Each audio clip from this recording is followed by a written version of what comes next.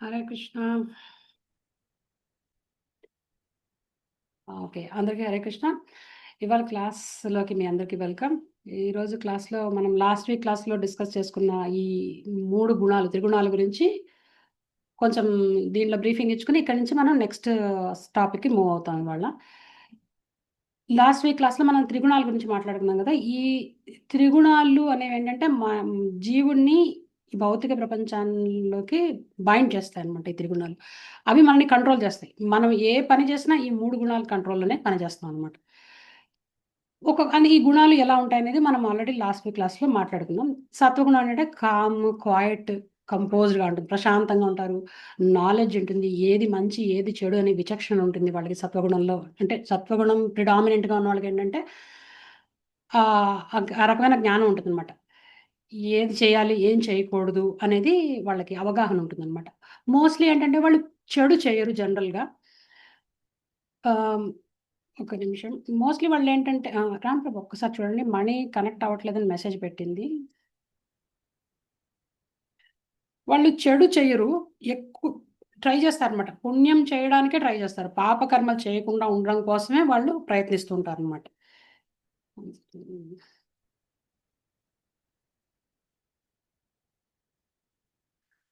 దాంతో ఏంటంటే వాళ్ళకి లైఫ్ అంతా పీస్‌ఫుల్‌గా ఉంటుందనమాట. పీస్‌ఫుల్‌గా ఉంటుంది. వాళ్ళు ఏదైనా డెసిషన్ కరెక్ట్‌గా తీసుకోగలుగుతారనమాట. క్వైట్‌గా ఉంటుంది. మైండ్ ప్రశాంతంగా ఉంటుంది. డెసిషన్స్‌ని కరెక్ట్‌గా తీసుకోగలుగుతారనమాట.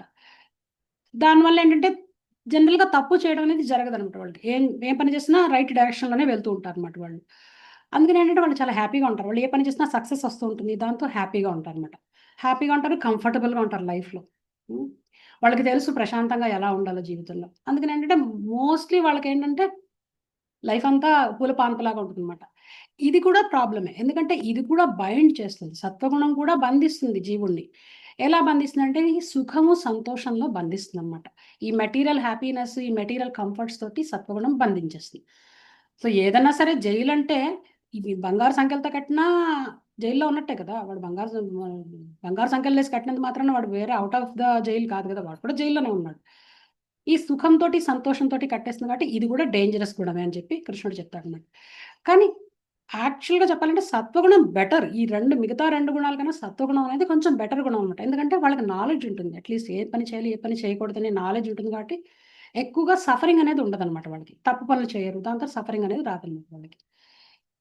అండ్ తర్వాత నెక్స్ట్ గుణం ఏంటంటే రజోగుణం. రజోగుణం ఏంటంటే ప్యాషనేట్ అనమాట. వాళ్ళు ఎంతసేపు రిజల్ట్ ఓరియెంటెడ్‌గా ఉంటారు. ఏదన్నా పని చేయాలని ఎప్పుడు ఆల్‌వేస్ ప్యాషనేట్‌గా ఉంటారనమాట. ఏదో ఒకటి చెయ్యాలి, ఏదో ఒకటి సాధించాలి, జనాలకు చూపించాలి నేనేంటో అన్న ఫీల్‌లో ఉంటారనమాట. వాళ్ళకి డెడ్‌లైన్స్‌ని మీట్ చేయడం, టార్గెట్స్‌ని రీచ్ అవ్వడం అంటే చాలా ఇష్టం అనమాట వాళ్ళకి. ఆల్‌వేస్ ప్యాషనేట్ అనమాట వాళ్ళు. వాళ్ళకి ఒక ప్లాన్ ఉంటుంది. లైఫ్ అంటే ఏంటనేది ఒక ప్లాన్ ఉంటుంది. దానికోసం పని చేస్తూనే ఉంటారు. Kind of like hard workers అనమాట వాళ్ళు. Hard workers. వాళ్ళు పనిని ఎంజాయ్ చేస్తారన్నమాట. పనే దైవం కింద భావిస్తారు. పనిని ఎంజాయ్ చేస్తారన్నమాట. అండ్ తర్వాత పని ద్వారా వచ్చిన రిజల్ట్‌ని వాళ్ళు ఎంజాయ్ చేస్తారు. వాళ్ళు సక్సెస్ కావాలని కోరుకుంటారు. దానికోసం పని చేస్తారు. ఆ వచ్చిన రిజల్ట్‌ని ఎంజాయ్ చేస్తారన్నమాట. అంటే వాళ్ళు యాక్చువల్‌గా ఏంటంటే రిజల్ట్ మీద అటాచ్‌మెంట్ ఉంటుంది వాళ్ళకి. ఏదన్నా అనుకున్నారు పని చేయాలంటే వాళ్ళు రిజల్ట్‌ని దృష్టిలో పెట్టుకొని పని చేస్తారు. సక్సెస్ రావాలి అని పని చేస్తారు. వస్తుంది సక్సెస్. దాన్ని ఎంజాయ్ చేస్తారు. అటాచ్‌మెంట్ ఎక్కువ ఉంటదన్నమాట సక్సెస్ మీద వాళ్ళకి. అది రాకపోతే వాళ్ళు డౌన్ అయిపోతారు. కోపం గూడా వస్తుంది. ఈ రజోగుణ లక్షణం కోపం. కోపం అనేది రజోగుణ లక్షణం అన్నమాట. సత్వగుణ లక్షణం శాంతం. రజోగుణ లక్షణం కోపం. వాళ్ళకి వాళ్ళనుకున్నది జరగకపోతే వాళ్ళకి ఆవేశం వచ్చేస్తుంది. కోపం వచ్చేస్తుంటుంది.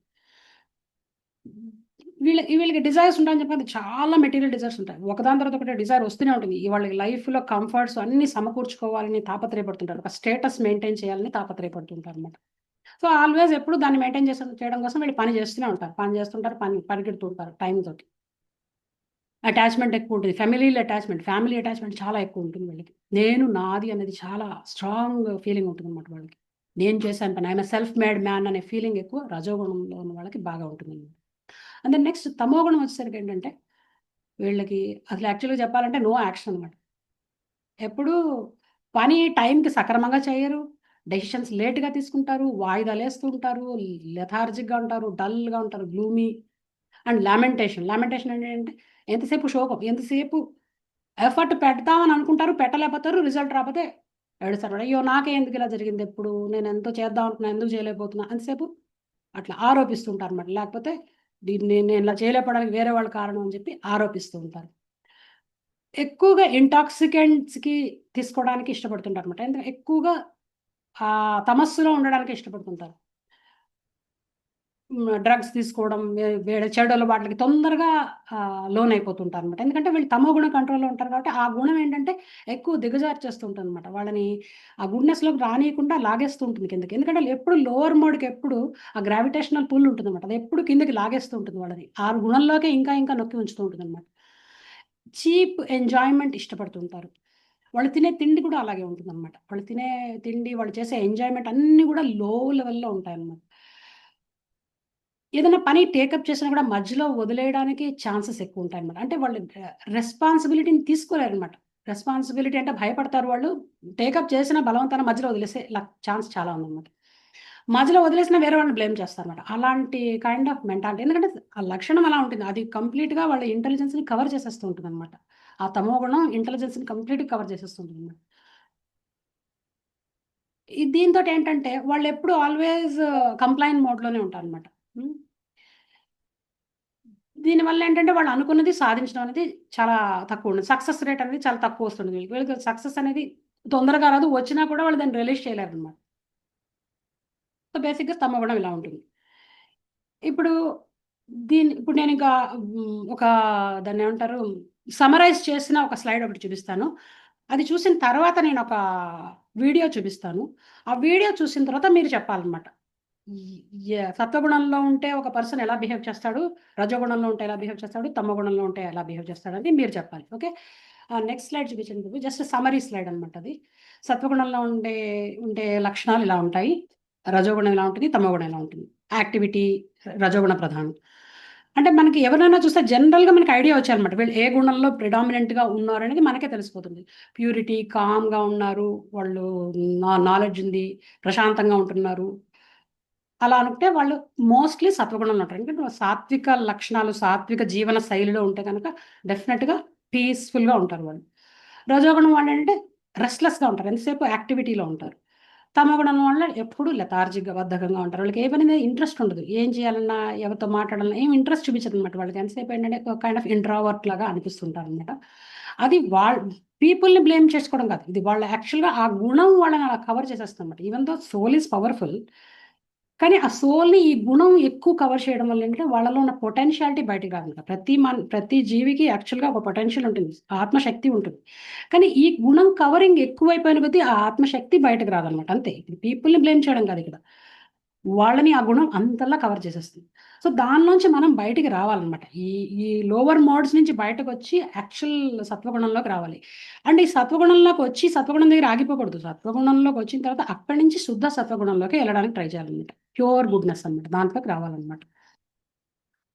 ఓకే. ఇప్పుడు నెక్స్ట్ స్లైడ్ ఈస్ అయితే వీడియో అయితే లేదు. వీళ్ళ వీళ్ళ డెస్టినేషన్ గురించి ఆల్రెడీ లాస్ట్ వీక్ క్లాస్‌లో చెప్పాను గదా! సత్వగుణంలో ఉన్న వాళ్ళ యొక్క గమ్యం ఏంటంటే నెక్స్ట్ లైఫ్‌లో వాళ్ళు ఈ దేహం వదిలేసిన తర్వాత వాళ్ళు యాక్చువల్‌గా ఊర్ధ్వలోకాలకి వెళ్తారు అని చెప్పి భగవంతుడు చెప్తున్నాడనమాట. ఊర్ధ్వం గచ్చంతి సత్వస్థా మధ్యే తిష్టంతి రాజసా జగన్యగుణ వృత్తిస్థా అధో గచ్చంతి తామసా. ట్రాన్స్‌లేషన్ చదవండి ఎవరైనా?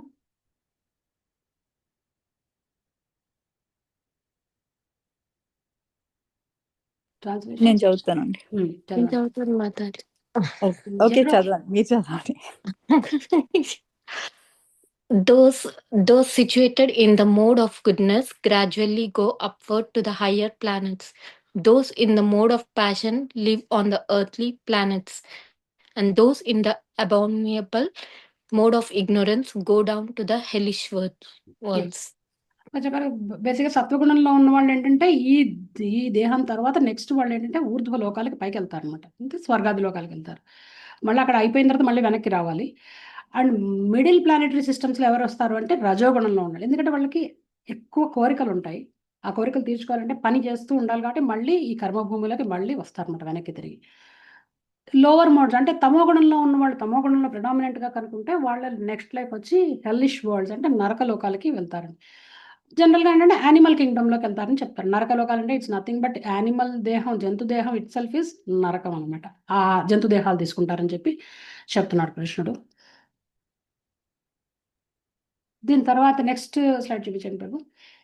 ఇది స్టోరీ నేను చెప్పింది. ఈ స్టోరీ అందరికీ తెలిసిందే. ఈ మంకీ అండ్ క్యాప్సల్లర్ స్టోరీ అందరికీ తెలిసిందే. కానీ మనం దీనిలో అర్థం చేసుకోవాల్సింది ఏంటంటే, ఏ గుణంలో ఉన్నవాడు ఎలా బిహేవ్ చేస్తాడు అని చెప్పి తెలుసుకోవాలన్నమాట. one second.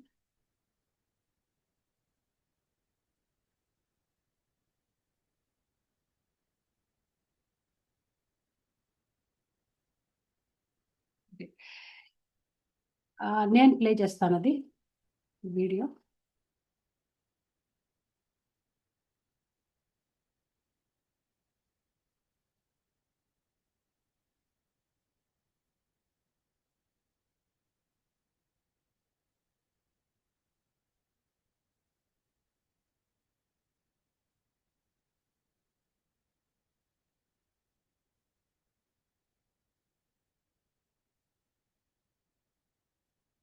ప్రభు ఏది షేరింగ్ ఇక్కడ ఎక్కడ చేయాలి నేను?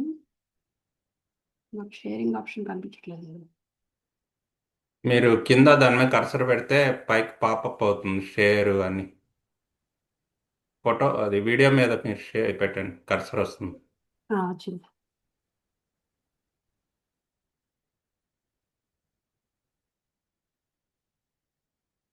ఒకనొక రోజు చెప్పండి. ఓ టోపీల వ్యాపారి టోపీలు అమ్మడానికి పట్నానికి దూరంగా వస్తుందా? వస్తున్నాడు. అలా వెళ్తూ వెళ్తూ మధ్యాహ్నం అయిపోయింది. చాలా అలసిపోయాడు. ఓ పెద్ద చెట్టు కొమ్మ కింద తన బుట్ట పెట్టి ఆకలేస్తుందని అన్నం తిందామని కూర్చున్నాడు. తిన్న కాసేపటికి తనకి నిద్ర రావడం మొదలైంది. చెట్టు కొమ్మని ఆనుకుని హాయిగా అలా నిద్రలోకి జారుకున్నాడు.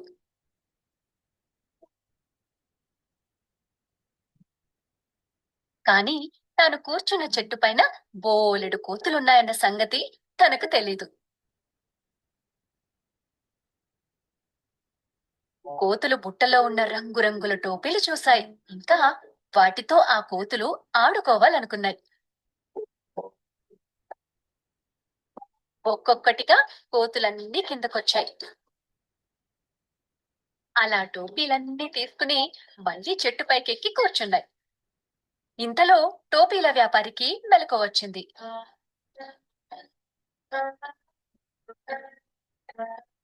టోపీల బుట్ట చూసేసరికి ఖాళీగా ఉంది.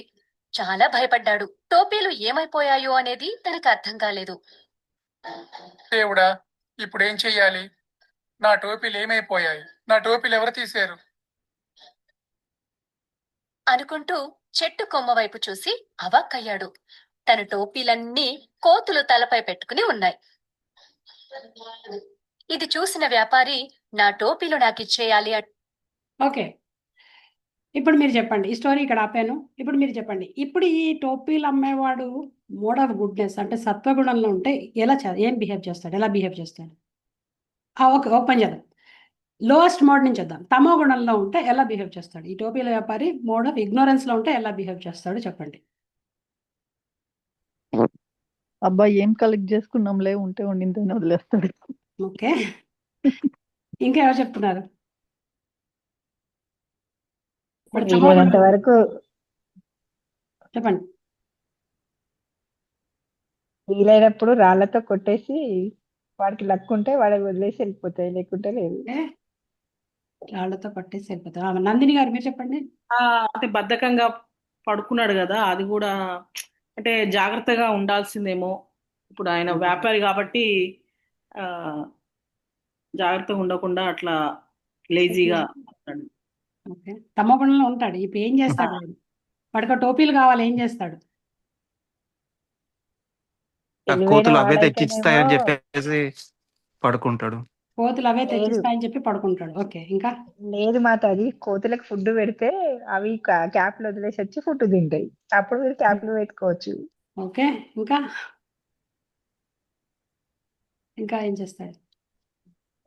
కరెక్ట్ ఆన్సర్ నితీష్ గారు మెసేజ్ పెట్టారండి. నితీష్ గారు మెసేజ్ పెట్టారు. నితీష్ గారు ఏం మెసేజ్ పెట్టారు చదవండి ఒకసారి, నేను చూస్తున్నాను. ఒక నిమిషం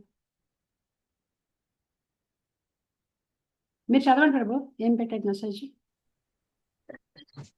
శ్యామల యా మణి, హరే జాయిన్ కృష్ణ. జాయిన్ అయ్యాను ఆయన హరే కృష్ణ. హరే కృష్ణ. ఇప్పుడే ఒక స్టోరీ చెప్పాను ఇక్కడ, మంకీస్ క్యాప్ సెల్లర్ స్టోరీ చెప్పాను. ఉమ్. ఈ Sattva cap would seller be trying to use the monkeys with caps as a marketing stunt to sell more stock.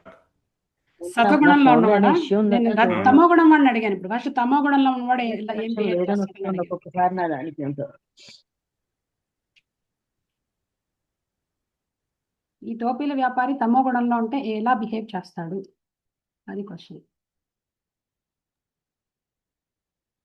Maybe ఏమైనా రాళ్ళతో అట్లా కొడతాడా? రాళ్ళతో కొట్టాలంటే అదొక యాక్టివిటీ కదా. ఏంటి క్వశ్చన్ ఏంటి ఒకసారి మళ్ళీ చెప్పొచ్చా? క్వశ్చన్ ఏంటంటే ఇప్పుడు స్టోరీ చూసారా లేదా? ఇప్పుడు టోపీల వ్యాపారి టోపీలన్నీ తెచ్చుకుని చెట్టు కింద కూర్చుని ఆ టోపీలు అక్కడ పెట్టి నిద్రపోయాడు. ఆ టోపీలన్నీ కోతులు ఎత్తుకెళ్ళిపోయి పైకి చెట్టు మీద కోతుల నెత్తి మీద టోపీలు ఉన్నాయి. ఈ పర్సన్, ఈ టోపీల వ్యాపారి తమో గుణంలో ఉంటే ఏం చేస్తాడు ఆ టోపీలు తీసుకోవాలంటే అని అడిగాను. తమో గుణంలో ఉంటే ఏం చేస్తాడు? నితీష్ గారు మళ్ళా మెసేజ్ అండి. ఎలా పడి సారీ, కంటిన్యూ. చెప్పమండి. నేను చెప్పాను. అదే అదే తమో గుణంలో ఉంటే ఇవి ఎలాగా పట్టుకుని వెళ్ళే మళ్ళీ అవే పట్టుకొచ్చి పెడతాయిలే అని అక్కడే రెస్ట్ తీసుకుంటూ ఉంటాడు. మళ్ళీ నిద్రపోతాడా? అదే అంటే ఇంకా లేజినెస్ ఇంకా అంతే. ఇంకా there is a chance. Yeah. ఇంకెవరు చెప్తున్నారు? నితీష్ గారు మెసేజ్ ఏంటంటే తమ గుణంలో ఉంటే ఆ నష్టపోయాలి అనేసి గివ్ అప్ చేసి వెళ్ళిపోతాడంట. చేసి వెళ్ళిపోతాడు. Okay okay. ఇంకా ఓకే. అంతేనా? ఆన్సర్స్ అయిపోయా? ఇంకెవరు చెప్పట్లేదా? తమో గుణంలో ఉన్నవాడు ఎలా బిహేవ్ చేస్తాడు? ఎలా బిహేవ్ చేస్తాడంటే లిటరల్లీ కూర్చుని ఏడుస్తాడు అంతే. గుండెలు బాదుకుంటూ ఏడుస్తాడు. నాకే ఎందుకు ఇలా జరిగింది, అయ్యో టోపీలు వెళ్ళిపోయి నాకే ఎందుకు ఇలా జరిగింది, నేను ఏం తప్పు చేశాను, నన్నే ఇలా ఎందుకు చేస్తున్నాడు దేవుడు. జస్ట్ కంప్లైనింగ్ మోడ్ అనమాట. Just crying crying crying, nothing, no action అంతే. ఓకే. ఇప్పుడు నెక్స్ట్ బిట్ రజోగుణంలో ఉంటే ఏం చేస్తాడు? మేబీ రాళ్ళతో కొడతాడు. రాళ్లతో కొడతాడు. వాళ్ళతో కొడతాడు. అంటే యాక్టివిటీ, కోపం అనమాట. ఆ కోపం చూపిస్తాడు అన్నమాట.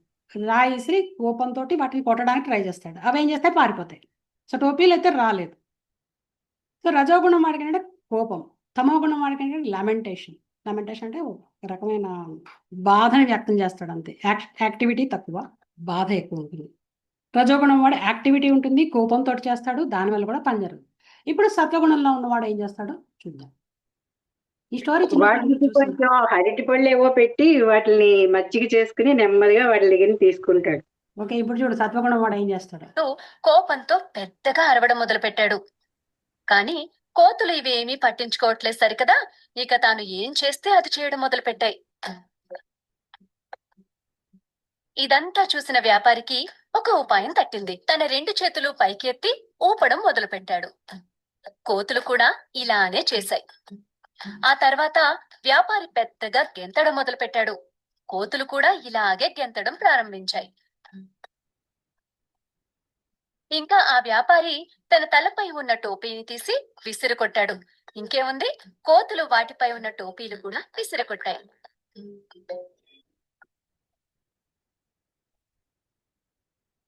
టోపీల వ్యాపారి తన టోపీలన్నిటినీ తీసుకుని బుట్టలో సర్దుకుని పట్నం వెళ్లిపోయాడు. చూశారుగా పిల్లలు, ఈ కథ ద్వారా మీకు ఏమర్థమైంది? అపాయం వచ్చినప్పుడు టెన్షన్ పడకుండా ప్రశాంతంగా ఆలోచిస్తే ఎలాంటి అపాయానికైనా ఉపాయం దొరుకుతుంది. ఓకే, అది స్టోరీ. ఇది యాక్చువల్గా దీన్ని మనము ఎలా అండర్స్టాండ్ చేసుకోవాలంటే, మోడ్ ఆఫ్ గుడ్నెస్ అంటే క్లారిటీ ఉంటుంది. వాళ్ళు ఏ పని చేసినా క్లారిటీతో చేస్తారు. మోడ్ ఆఫ్ ప్యాషన్ అంటే తొందరపాటుతనంతో ఫాస్ట్గా ఏదో ఒకటి చేయాలి అని కోపంతో, క్రోధంతో, ఆవేశంతో డెసిషన్స్ తీసుకుంటారు. అండ్ తమో గుణం ఏంటంటే యాక్షన్ ఏమి ఉండదు, లామెంటేషన్ తప్ప యాక్షన్ ఏమి ఉండదు. జనరల్గా ఇదేంటంటే ఒక ఐడియా కోసం చెప్పింది, ఎవరిని దీంట్లో బాధ పెట్టే ఉద్దేశం లేదు. జనరల్గా వాళ్ళు ఆ మోడ్ కవరింగ్లో ఉంటే, ప్రిడామినెంట్గా అదే ఎక్కువ కవరింగ్లో ఉంటే కనుక ఇలాంటి బిహేవియర్ ఉంటుంది అనమాట. యాక్టివిటీ అనేది తక్కువ ఉంటుంది తమో గుణం వాళ్ళకి. ఎక్కువ తొందరపాటుగా డెసిషన్స్ తీసుకునేది ప్యాషనేట్ పీపుల్. గుడ్నెస్లో ఉన్న వాళ్ళు ఏంటంటే ఆలోచించి క్లారిటీతో, ఎందుకంటే మైండ్ క్లియర్గా ఉంటుంది, వాళ్ళకి పీస్ఫుల్గా ఉంటుంది కాబట్టి క్లారిటీ తోటి వాళ్ళు డెసిషన్స్ తీసుకుంటారు. ఇప్పుడు లైఫ్లో ఏదైనా సిచ్యువేషన్ వచ్చినప్పుడు ప్రశాంతమైన మనసు ఏదైనా సడన్గా ఏదైనా సిచ్యువేషన్ వచ్చిందనుకోండి, మైండ్ కామ్గా ఉంటే డెసిషన్ కరెక్ట్గా తీసుకోగలుగుతాం. ఏ పని చేసినా కరెక్ట్గా మనం తీసుకోగలుగుతాం అనమాట. అదే మైండ్లో కామ్ లేదనుకోండి, యాజిటేషన్తో ఉందనుకోండి, యాజిటేటెడ్ మైండ్ తోటి మన డెసిషన్స్ కూడా సరిగ్గా తీసుకోవాలండి. బేసిక్గా చెప్పేది ఇది. అందుకని సత్వగుణంలో ఉండడం వల్ల ఏంటంటే పని సక్రమంగా చేయగలుగుతాం. ఏ పని చేసినా సరైన పని సరిగ్గా డెసిషన్ తీసుకొని చేయగలుగుతాం అని చెప్పి చెప్పడమే అన్నమాట. మనమే ఆలోచించుకోవచ్చు. సడన్గా ఇప్పుడు మనకి యాజిటేషన్ వచ్చేసి మైండ్ ఏదో ఒక డెసిషన్ తీసేసుకున్నాం అనుకోండి, మనం ఆ రజోగుణ కంట్రోల్లోకి వెళ్ళిపోతున్నట్లు లెక్క. ఎంతసేపు బ్లేమింగు, కోపం, బాధ, దిగులు ఎంతసేపు అదే లక్షణాలు కనుక చూపిస్తే మనం తమోగుణం కంట్రోల్లోకి వెళ్ళిపోతున్నట్టు. క్లారిటీ తోటి థింక్ చేస్తున్నాం అంటే మనం సత్వగుణ కంట్రోల్లో ఉన్నట్టు. ఓకే, ఇక్కడ it's not about people, it is about the గుణ అనమాట. ఆ గుణం ఎలా కంట్రోల్ చేస్తుంది మన అనేది తెలుసుకోవడం కోసం అనమాట. ఓకే, ఇప్పుడు మనం సో ఈ గుణాల గురించి బేసిక్గా ఐడియా వచ్చి ఉంటుంది అందరికీ. ఇప్పుడు మనం ఈ గుణాల టాపిక్ నుంచి నెక్స్ట్ టాపిక్ వెళ్తున్నాం. మీరే ఆలోచించుకోండి, గుణాలు ఏ గుణం కంట్రోల్లో మీరు ఉంటున్నారో మీరు చూసుకోవడం కోసం జస్ట్ ఒక చిన్న ఎగ్జాంపుల్ లాగా ఇచ్చాం అనమాట ఇది. ఇప్పుడు మనం నెక్స్ట్ టాపిక్, ఇంపార్టెంట్ టాపిక్లోకి వెళ్తున్నాం. ఇంకేమైనా డౌట్లు ఉంటే తర్వాత లాస్ట్లో క్లారిఫై చేస్తాను. ఇప్పుడు నెక్స్ట్ టాపిక్ ఏంటంటే, నెక్స్ట్ టాపిక్ అన్నప్పుడు గుణాలని అతిక్రమించిన ప్రభు 2 స్లైడ్ వెనక్కి వెళ్ళండి. గుణాలని మన ఈ గుణాల కంట్రోల్ నుంచి బయటికి రావాలంటే ఏం చేయాలంటే కృష్ణుడు ఏం చెప్తున్నాడంటే, ఈ గుణాలని, ఈ 3 గుణాలని కూడా దాటి బయటికి రావాలని చెప్తున్నాడు. గుణాల కంట్రోల్లో ఉండకండి, మీరు గుణాలని దాటి బయటికి రావాలి, గుణాల కంట్రోల్ నుంచి బయటికి రావాలి అని చెప్తున్నాడు అనమాట. అది 14.20లో చెప్తాడు. గుణాన్ ఏతానతిత్యత్రీన్ దేహి దేహ సముద్భవాన్ జన్మ మృత్యు జరా దుఃఖైర్ విముక్తో అమృతమస్నుతే. అంటే ఈ గుణాల కంట్రోల్ నుంచి బయటికి రావడం వల్ల మనం యాక్చువల్గా అమృతత్వాన్ని ఎంజాయ్ చేయగలుగుతాం అని చెప్తున్నాం అనమాట. ఈ 3 గుణాల కంట్రోల్లో ఉంటే ఎంతసేపు ఈ భౌతిక ప్రపంచంలోనే ఉంటాం అనమాట. ఇవి మళ్ళీ మళ్ళీ మళ్ళీ మళ్ళీ తిరిగి ఈ భౌతిక జగత్తులోకే తీసుకొస్తుంటాయి ఈ గుణాలు. ఈవెన్ సత్వగుణంలో ఉన్న ఊర్ధ్వలోకాలకు వెళ్ళినా మళ్ళీ క్షీణే పుణ్యం మర్త్యలోకం విశంతి, మళ్ళీ భౌతిక జగత్తుకి తిరిగి రావాలి, మళ్ళీ మన ఈ మెటీరియల్ వరల్డ్లోకి దీనిలోకి తిరిగి రావాలన్నమాట. అంటే మెటీరియల్ వరల్డ్ అంటే ఈ భూలోకాల్లోకి తిరిగి రావాలన్నమాట, మళ్ళీ కర్మ చేయడం కోసం. అందుకని ఈ గుణాల కంట్రోల్ నుంచి బయటకు వస్తేనే మనం యాక్చువల్గా మోక్షం అనేది వస్తుందని చెప్తున్నాడు అనమాట. దీని తర్వాత శ్లోకం ఏం చెప్తాడు, ఈ గుణాల కంట్రోల్ నుంచి బయటికి ఎలా రావాలో చెప్తాడు అనమాట. ఎలా రావాలంటే నెక్స్ట్ శ్లోకం చూపించింది, ఎలా రావాలంటే భగవంతుడిని పట్టుకోవాలి. గుణాలు భగవంతుడి కంట్రోల్లో ఉంటాయి. ఎందుకంటే గుణాలు భౌతిక శక్తి, భగవంతుడి యొక్క భౌతిక శక్తి. భగవంతుడు శక్తివంతుడు, ఆ భౌతిక శక్తి ఆయన అధీనంలో ఉంటుంది. మనం గుణాల కంట్రోల్ నుంచి, అంటే భౌతిక శక్తి కంట్రోల్ నుంచి బయటికి రావాలంటే ఆయన్ని పట్టుకోవాలి. అందుకని ఆయన ఏం చెప్తున్నాడు 14.26లో, మాంచయో వ్యభిచారేణ భక్తి యోగేన సేవతే సగుణాన్ సమతిత్యేతాన్ బ్రహ్మ భూయాయ కల్పతే అని చెప్పాడు. దీని ట్రాన్స్లేషన్ ఏమైనా చదవండి.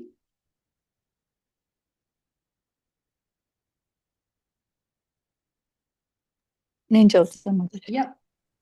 One who engages in full devotional service, unfailing in all circumstances, at once transcends the mode of material nature and thus comes to the level of Brahman.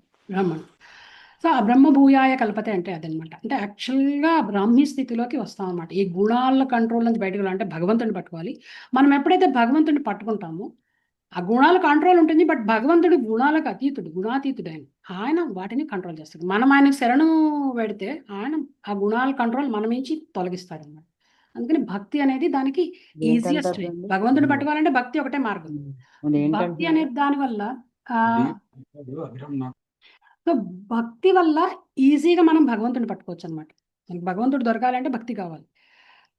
ఆ భక్తి భగవద్గీతలో యాక్చువల్ ఎసెన్స్ భక్తి.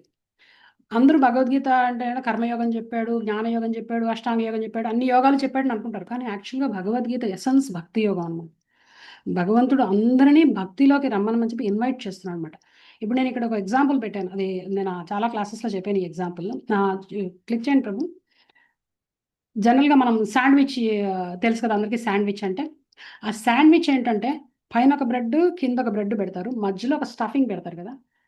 ఆ స్టఫింగ్ ఏదైతే ఉంటుందో ఆ స్టఫింగ్ పేరుతో ఆ బ్రెడ్ని పిలుస్తారు అనమాట. ఆ శాండ్విచ్ ఆ స్టఫింగ్ పేరుతో చెప్తారు. ఇప్పుడు మధ్యలో చీజ్ పెట్టారు అనుకోండి, 2 బ్రెడ్ల మధ్యలో చీజ్ పెడితే చీజ్ శాండ్విచ్ అంటారు. జామ్ పెడితే 2 బ్రెడ్ మధ్యలో జామ్ శాండ్విచ్ అంటారు. వెజిటబుల్స్ పెడితే వెజిటబుల్ శాండ్విచ్ అంటారు. భగవద్గీత కూడా ఒక శాండ్విచ్ లాగా అనమాట. భగవంతుడు ఏం చేశారంటే భక్తి యోగాన్ని 2 యోగాల మధ్యలో శాండ్విచ్ చేశాడు అనమాట. పైన కర్మయోగం చెప్పాడు, ఫస్ట్ 6 చాప్టర్లు కర్మయోగం చెప్పాడు, లాస్ట్ 6 చాప్టర్లు జ్ఞానయోగం చెప్పాడు, మధ్యలో 6 చాప్టర్లు భక్తి యోగం అనమాట. ఈ 18 చాప్టర్లో మధ్యలో 6 చాప్టర్లు ఏదైతే ఉందో అది ఎసెన్స్. ఆ ఎసెన్స్ని కరెక్ట్గా మధ్యలో ప్యాక్ చేశాడు. మధ్యలో 7 నుంచి 12 దాకా ఏవైతే అధ్యాయాలు ఉన్నాయో అది భక్తి యోగం. ఆ భక్తి యోగాన్ని ఈ కర్మయోగం, జ్ఞానయోగం మధ్యలో శాండ్విచ్ చేశాడనమాట. సో ఎసెన్స్ ఏంటి, ఇప్పుడు 2 బ్రెడ్ పీసుల మధ్యలో ఏదైతే పెట్టామో అది దాని ఎసెన్స్. ఆ శాండ్విచ్ తాలూకు దాన్ని ఆ పేరుతో పిలుస్తాం. అలాగే భగవద్గీత కూడా కర్మయోగానికి, జ్ఞానయోగానికి మధ్యలో భక్తి యోగం పెట్టాడంటే భక్తి యోగం ఈజ్ ఎసెన్స్ అనమాట. ఈ భక్తి అనేది చేపడితే ఈ గుణాలని దాటడం చాలా ఈజీ. భక్తి పెట్టామంటే భగవంతుడిని మనం యాక్సెస్ చేస్తాం. డైరెక్ట్‌గా భగవంతుడిని యాక్సెస్ చేస్తుంటే ఆటోమేటిక్‌గా ఈ గుణాల కంట్రోల్ మన నుంచి తగ్గుతుంటుందన్నమాట. మనకి నాలెడ్జ్ ఇస్తుంటాడు లోపల నుంచి. ఈ గుణాలను ఎలా దాటాలి, ఏ టైంలో ఎలాంటి డెసిషన్ తీసుకోవాలనే జ్ఞానం లోపల నుంచి భగవంతుడు ఇస్తాడు. ఆయనే స్వయంగా చెప్తాడు. ఎవరైతే ఈ దీంట్లో ఈ భక్తి యోగం పాతలో కొద్దిగా వెనకబడి ఉంటారంటే వాళ్ళకి తెలివితేటలు లేకపోయినా, ఈ భగవద్గీతను అర్థం చేసుకునే శక్తి లేకపోయినా కూడా, నేను వాళ్ళ లోపల నుంచి పరమాత్మ రూపంలో ఉండి నేను వాళ్ళకి నా మార్గాన్ని చూపిస్తాను, నన్ను చేరే మార్గాన్ని నేనే చూపిస్తానని చెప్తాడు. 10వ చాప్టర్‌లో చెప్తాడు. అహం అజ్ఞానజంతమః నాశయామి ఆత్మభావస్థో జ్ఞానదీపేన భాస్వత అంటాడు. వాళ్ళ లోపల నుంచి నేనే జ్ఞానజ్యోతిని వెలిగిస్తానని చెప్తాడు. అంటే భగవంతుడిని పట్టుకుంటే ఎలాంటి టైంలో ఎలాంటి డెసిషన్స్ తీసుకోవాలో ఆయన మనకి గైడెన్స్ ఇస్తాడు లోపల నుంచి. సో భగవంతుడి ఇంటర్వెన్షన్ మన లైఫ్‌లో కావాలంటే భక్తి అనేది సులభమైన మార్గం అన్నమాట. అది. సో తర్వాత నెక్స్ట్ టాపిక్‌లోకి వెళ్దాం. ఇంకా ఈ టాపిక్ ఇప్పుడు కొత్త టాపిక్. భగవద్గీతలో నేను చెప్పాను కదా 5 సబ్జెక్ట్ మ్యాటర్‌లు ఉంటాయని చెప్పాను. 5 ఇంపార్టెంట్ విషయాల గురించి భగవద్గీతలో చర్చించాడు భగవంతుడు. అందులో ఈశ్వర మనం ఆల్రెడీ మాట్లాడుకున్నాం. ఈశ్వర అంటే భగవంతుడు. తర్వాత జీవుడి గురించి మనం మాట్లాడుకున్నాం. జీవులు అంటే మనం అందరం జీవులమే, సోల్స్. తర్వాత ప్రకృతి అంటే ఈ త్రిగుణాలంతా ప్రకృతి గురించి మాట్లాడుకున్నాం. తర్వాత నెక్స్ట్ కాల, కర్మ 2 సబ్జెక్ట్స్ ఉన్నాయి. ఇప్పుడు మనం ఇవాళ కర్మ గురించి మాట్లాడుతాము. జనరల్‌గా మనకు అందరికీ ఈ క్వశ్చన్, ఇప్పుడు ఏదైతే ఇక్కడ క్వశ్చన్ డిస్‌ప్లే అవుతుందో ఈ ప్రశ్న చాలా మందికి ఉంటుంది. మంచి వాళ్ళకి చెడు ఎందుకు వస్తుంది? వచ్చిందా లేదా మీకు ఎవరికైనా ఈ question? Why do bad things happen to good people or vice versa? ఎందుకు చెడ్డ వాళ్ళకి ఎప్పుడు మంచి ఎందుకు జరుగుతూ ఉంటుంది అని కూడా ఉంటుంది కదా. సో వచ్చిందా లేదా మీకు ఇలాంటి క్వశ్చన్? అలా వచ్చినప్పుడు మీరు మీ యొక్క రెస్పాన్స్ ఎలా ఉంటుంది? మీరు ఎలా, అంటే రెస్పాన్స్ అనే కన్నా మీ రియాక్షన్ ఎలా ఉంటుంది? ఇప్పుడు ఎవరికైనా మీ కళ్ళ ముందు ఎవరికైనా మంచి వాళ్ళకి అన్యాయం జరిగింది, మీకు ఎలా అనిపిస్తుంది ఆ టైంలో? మళ్ళీ ఫస్ట్ వచ్చే థాట్ ఏంటి? మన కళ్ళ ముందు ఎవరికైనా మంచి వాళ్ళకి చెడు జరిగితే మనకి ఎలా అనిపిస్తుంది? కోపం. ఎవరి మీద కోపం వస్తుంది? అది ఇంపార్టెంట్. దేవుడి మీద. అవతల వాళ్ళ మీద. దేవుడి మీద కోపం వస్తుంది. ఎందుకంటే ఆయన లోకుగా ఉంటాడు ఫస్ట్. ఆయనే లోకు. ఎందుకంటే ఫస్ట్ ఎవరికైనా ఏదైనా అన్యాయం, అసలు దేవుడు ఉన్నాడా? ఫస్ట్ క్వశ్చన్ అందరూ వేసేది ఇదే. అసలు దేవుడు ఉన్నాడా? ఉంటే ఇలా చేయనిస్తాడా? ఎందుకు వీళ్ళకి ఇంత కష్టం ఇస్తున్నాడు? ఆయనకి ఏం ఆనందం వాళ్ళకి ఇలా కష్టం ఇవ్వడంలో? మనం కష్టపడుతుంటే చూసి ఆయన ఆనందిస్తున్నాడా? ఇట్లాంటి క్వశ్చన్స్ అన్నీ వస్తాయి. కోపం వస్తుంది దేవుడి మీద. ఎందుకంటే ఆయన లోకుగా ఉంటాడు, ఈజీగా తిట్టుకోవచ్చు. ఓకే, ఇంకా ఇదే కాదు, ఇంకా చాలా చాలా జరుగుతాయి మన కళ్ళ ముందు. ఒక్క నిమిషం.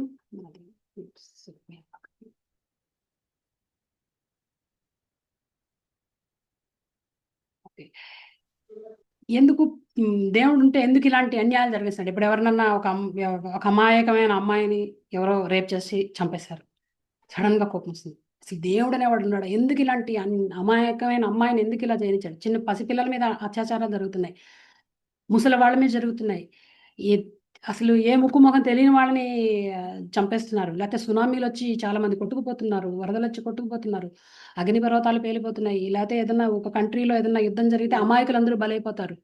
ఇలా ఎందుకు జరుగుతున్నాయి చెప్పండి? ఇలా ఎందుకు జరుగుతుంది? ఎందుకు ఇంత ఇంజస్టిస్ ఉంది ప్రపంచంలో చెప్పండి? అన్నిటికీ దేవుడే బాధ్యుడు. ఎస్, మేబీ వాళ్ళ కర్మ అయి ఉండొచ్చు మాతాజీ. మేబీ వాళ్ళ కర్మ ఉండొచ్చు. ఎవరు చేసుకున్న కర్మ వారు అంటే లాస్ట్ జన్మలో మనం ఏం చేసినామో మనకు తెలియదు కదా మాతాజీ. ఓకే, సో ఇవన్నీ ఎందుకు జరుగుతాయంటే ఒకటే ఒక కాన్సెప్ట్ ఏంటంటే, నెక్స్ట్ స్లైడ్ పెట్టండి ప్రభు. కర్మ, లాస్ ఆఫ్ కర్మ, కర్మ సిద్ధాంతం. ఓకే, కర్మ సిద్ధాంతం అన్నమాట. ఎందుకు ఇలా జరిగింది? ఒక వ్యక్తి జీవితంలో ఏదన్నా అన్యాయం కనుక జరిగినట్టు అనిపిస్తే ఫస్ట్ మనకి దేవుడి మీద కోపం వస్తుంది. కానీ ఒకసారి మనం ఒక పజిల్లో మొత్తం పీసులన్నీ మనం చూడట్లేదు. ఒక ప్రస్తుతం లైఫ్ ఒకటే మనం చూస్తున్నాం. వాళ్ళ ప్రీవియస్ లైఫ్ ఏంటనేది మనకు తెలియదు. వాళ్ళు ఏం చేశారో మనకు తెలియదు. ఓన్లీ ప్రెజెంట్ లైఫ్‌లో వాళ్ళు ఏం చేశారనే దాని మీద అది బేస్ చేసుకొని మనం జడ్జ్ చేసేస్తున్నాం దేవుణ్ణి.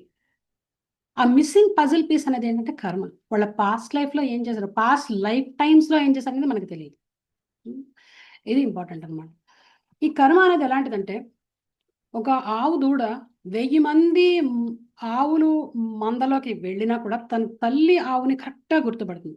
అలాగే కర్మ కూడా మనం ఎలాంటి డ్రెస్‌లో ఉన్నా అంటే ఏ దేహంలో ఉన్నా సరే మనల్ని వెతుక్కుంటూ వస్తుంది. కరెక్ట్‌గా మన దగ్గరకొచ్చి ఆ టైంకి మనల్ని పట్టుకుంటుందన్నమాట. ఈ డిఫరెన్సెస్ అండ్ ఇంకా చాలా డిఫరెన్సెస్ ఉంటాయి. ఒకటే రోజు ఒకటే టైంకి ఒకళ్ళు అంబానీ ఇంట్లో పుడతారు. ఇంకొకళ్ళు రోడ్డు పక్కన బెగ్గర్‌కి పుడతారు. ఏంటి వీడేం పాపం చేశాడు? వాడేం పుణ్యం చేశాడు? ఎందుకింత డిఫరెన్స్ వచ్చింది? పుట్టంగానే వాడేం చేయలేదు కదా! తప్పేం చేయలేదు కదా! వాడేమో అడుక్కునేవాడికి పుట్టాడు. వీడేమో అత్యంత ధనవంతుడికి పుట్టాడు. ఎందుకింత ఇండిఫరెన్స్ వచ్చింది ఇక్కడ? ఓకే. ఇది చూడాలి. కొంతమంది పిల్లలు గుడ్డిల్లో పుడతారు. కొంతమంది ఎంతో తెలివితేటలైన వాళ్ళు పుడతారు. కొంతమంది అస్సలు తెలివితేటలు లేని వాళ్ళ కింద పుడతారు. మెంటల్ డిసార్డర్స్‌తో పుడతారు. ఎందుకు ఇలా జరుగుతున్నాయి? డీప్‌గా థింక్ చేయాలన్నమాట. ఫస్ట్ మనం చేసేది ఫస్ట్ గాడ్‌ని బ్లేమ్ చేస్తాం. అయ్యో! అంత చిన్న పిల్లాడు పాపం వాడు ఏం పాపం చేశాడు? మనకేమన్నా తెలుసా? మనం ఓన్లీ ఈ లైఫ్ ఒకటే చూస్తున్నాం. ప్రీవియస్ లైఫ్ చూడలేకపోతున్నాం. ఈ ప్రీవియస్ లైఫ్ అనేది ఈ కర్మ అనేది ప్రీవియస్ లైఫ్‌కి ఈ లైఫ్‌కి ఉన్న కనెక్షన్ అన్నమాట. అది వెనకాలొస్తుంది. మన వెనకాల. ఈ కనెక్షన్ ఎవరు చూడట్లేదు. ఎందుకంటే అది కంటికి కనిపించదు. ఇన్విజిబుల్ కాబట్టి మనకు తెలియట్లేదు. ఓకే. ఇవన్నీ ఎందుకొస్తున్నాయి ఈ డిఫరెన్స్ అంటే బికాస్ ఆఫ్ దిస్ యాస్పెక్ట్. భగవద్గీతలో ఈ యాస్పెక్ట్ అనేది చాలా ఇంపార్టెంట్ యాస్పెక్ట్. ఇది కూడా కృష్ణుడు డిస్కస్ చేశాడన్నమాట. ఈవెన్ ఒకటే ఫ్యామిలీలో పుట్టిన ఇద్దరు వ్యక్తుల మధ్య కూడా డిఫరెన్సెస్ ఉంటాయి. వాళ్ళు ఫైనాన్షియల్ వైజ్‌గా డిఫరెన్స్ ఉండొచ్చు, తెలివితేటల వైజ్ డిఫరెన్స్ ఉండొచ్చు, అందం వైజ్ డిఫరెన్స్ ఉండొచ్చు. అన్ని రకాలుగాను డిఫరెన్సెస్ ఉంటాయి. ఒకటే ఫ్యామిలీలో ఒకటే తల్లి కడుపున పుట్టిన ఇద్దరు పిల్లలు డిఫరెంట్‌గా ఉంటారు. ఎందుకంటే బికాస్ ఆఫ్ దిస్ కర్మ. ఓకే. అండ్ ఈ కర్మ అంటే ఏంటనేది ఇప్పుడు మనం తెలుసుకోవాలన్నమాట. ఎందుకంటే కర్మ అనేది మనకు అర్థం కాకపోతే మనం ఏ పని చేస్తున్నాము, ఏ పని చేస్తే ఎలాంటి రిజల్ట్ వస్తుందనేది మనకు తెలీదు. చేసేస్తూ పోతాం. ఏదో ఒకటి చేసేస్తున్నాం. నాకు మంచిగా అనిపించింది నేను చేసేస్తున్నాను. ఇది కాదు. అసలు యాక్చువల్‌గా వాట్ ఈస్ కర్మ అనేది అర్థం కాకుండా మనం ఏ పని చేసినా కూడా మనం మళ్ళీ ఈ సైకిల్‌లో బైండ్ అయిపోతుంటాం. ఈ కర్మ చక్రంలో బంధించబడుతూ ఉంటాం అన్నమాట. అందుకని కర్మ ఈ లాస్ ఎలా పనిచేస్తాయనేది తెలుసుకుంటే మనం జాగ్రత్తగా ఉండొచ్చు. ఇప్పుడు ఫర్ ఎగ్జాంపుల్ మీ ఊర్లో ట్రాఫిక్ లైట్స్ ఉన్నాయి. రెడ్ లైట్ జంప్ చేస్తే ఫైన్ వస్తుందని మీకు తెలియకపోతే జంప్ చేసేస్తారు. తర్వాత ఫైన్ ఇంటికి వచ్చాక నాకేం తెలుసు? నాకేం తెలీదే. నాకు ఇలాగా రెడ్ లైట్ క్రాస్ చేస్తే ఫైన్ వస్తుంది నాకు తెలీదు. లేకపోతే నేను జంప్ చేయను కదా తెలుసుంటే అని అంటారు. కానీ అలా అంటే వాడు ఊరుకుంటాడా పోలీస్ వాడు? నీకు తెలిసినా తెలియకపోయినా కట్టాల్సిందే ఫైన్ అంటాడా లేదా? అలాగే కర్మ కూడా అంతే. నాకు తెలీదు, తెలియకుండా చేసేసాను అంటే సరిపోదు. తెలుసుకోవడం మన రెస్పాన్సిబిలిటీ అన్నమాట.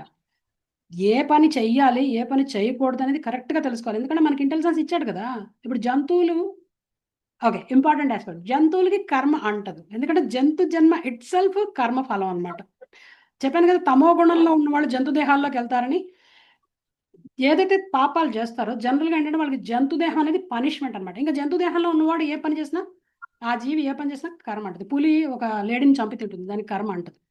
అదే మనిషి లేడీని చంపి తింటే మీకు తెలుసు కదా! సల్మాన్ ఖాన్‌కి ఏం జరిగిందో? కర్మ అంటుంది. ఈ కర్మ అనేది ఏంటో తెలుసుకోవాలన్నమాట. కర్మ అనేది జనరల్‌గా ఏంటంటే మనం చేసే పనిని కూడా కర్మ అంటారు.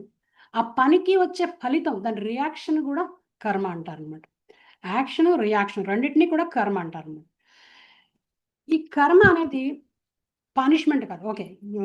ప్రభు ఆల్రెడీ మెసేజ్ పెట్టారు. కర్మ అనేది ఏంటంటే న్యూటన్స్ థర్డ్‌లా ఉంటుంది కదా! For every action there is an equal and opposite reaction అనేది న్యూటన్స్ లా అన్నమాట అది.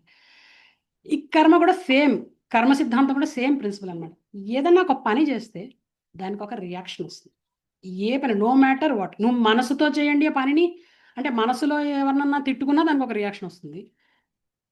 ఫిజికల్‌గా ఎవరినన్నా కొట్టినా దానికి ఒక రియాక్షన్ వస్తుంది. మాటలతో ఎవడన్నా దూషించినా దానికి ఒక రియాక్షన్ వస్తుంది. అంటే మనస, వాచ, కర్మణ 3 రకాలుగా మనం ఏదైతే చేస్తామో దానికి ఒక రియాక్షన్ వస్తుంది. ఖచ్చితంగా వస్తుంది. అది ఎలా వస్తుంది, ఎప్పుడొస్తుంది అనేది నన్ను అడగండి. డిఫరెంట్ రియాక్షన్స్ డిఫరెంట్ టైమ్స్‌లో వస్తాయన్నమాట. ఈ కర్మ అనేది ఏంటంటే ఒక విత్తనాన్ని నాటడం లాంటిదన్నమాట. ఒక విత్తనం నాటితే కొన్ని విత్తనాలు ఒక టైంలో మొలకెత్తుతాయి. ఇంకొన్ని విత్తనాలు ఇంకొన్ని రోజులు, ఇంకొన్ని ఏళ్ల తర్వాత కొన్ని విత్తనాలు అయితే ఏళ్ళు తీసుకుంటాయి మొలకెత్తడానికి. బయటికి స్ప్రౌటింగ్ రావడానికి ఏళ్ళు పడుతుంది. Like for example bamboo. ఆ వెదురు పాతితే అవి 5 ఏళ్ల పాటు నీళ్లు పోసి ఏం చేసినా కూడా దానిలోంచి ఒక్క ముక్క కూడా ఏం కనిపించదు మనకి. ఒకటేసారి సడన్‌గా ఒకటే రోజు పెరిగిపోతుంది. అలాగే ఇప్పుడు మీరు ఏదైనా చిన్న మామూలు ఏదన్నా ఒక మెంతి గింజ ఏదైనా వేశారనుకోండి, 2 రోజుల్లో మొక్క వచ్చేస్తుంది బయటికి.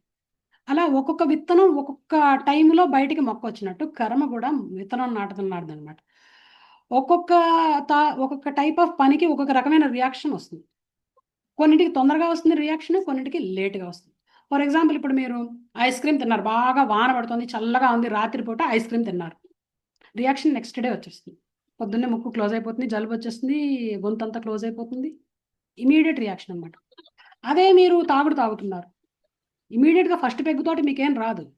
కంటిన్యూస్‌గా లైఫ్ అంతా తాగండి. సడన్‌గా ఒక రోజున డాక్టర్ చెప్తాడు, బాబు నీకు సంథింగ్ లివర్‌లో ఏదో ప్రాబ్లమ్ వచ్చింది అని చెప్తాడు. లేకపోతే స్మోకింగ్ చేస్తున్నాడు. వెంటనే ఫస్ట్ సిగరెట్ తోటి ఏం రాదు. కొన్ని ఏళ్ళు పోయిన తర్వాత లంగ్స్‌లో ప్రాబ్లమ్ వచ్చింది నాయన అని చెప్పి డాక్టర్ చెప్తాడు. అలా రియాక్షన్స్ వెంటనే రావు. ఇప్పుడు ఎవడన్నా దొంగతనం చేశాడనుకోండి, వాడు బ్యాంక్ దొంగతనం చేశాడు. నెక్స్ట్ డే వచ్చి పోలీసులు పట్టుకోవట్లేదు కదా వాడిని. కొన్నాళ్ళ తర్వాత పోలీసులు ఇన్వెస్టిగేట్ చేసి అన్ని పకడ్బందీగా వచ్చి ఆ దొంగని పట్టుకుంటారు. అలాగే కర్మ కూడా మనం ఏదైనా తప్పు చేసినా అంటే ఏదైనా పని తప్పు చేయడం లేకపోతే ఒప్పు చేయడం, పుణ్యమైన చేయడం, పాపమైన చేయడం, దాని రియాక్షన్ ఇమ్మీడియట్‌గా రాదనమాట.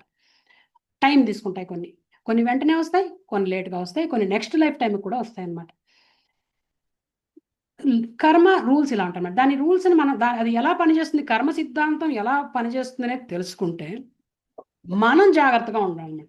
ఎందుకంటే ప్రాబ్లం ఏంటంటే కష్టం వచ్చిందనుకోండి, మనం చేసిన పనికి తెలియకుండా చేసిన తప్పుడు పని వల్ల మనకు కష్టం వచ్చిందనుకోండి, కష్టం సఫరింగ్‌ని తీసుకొస్తుంది.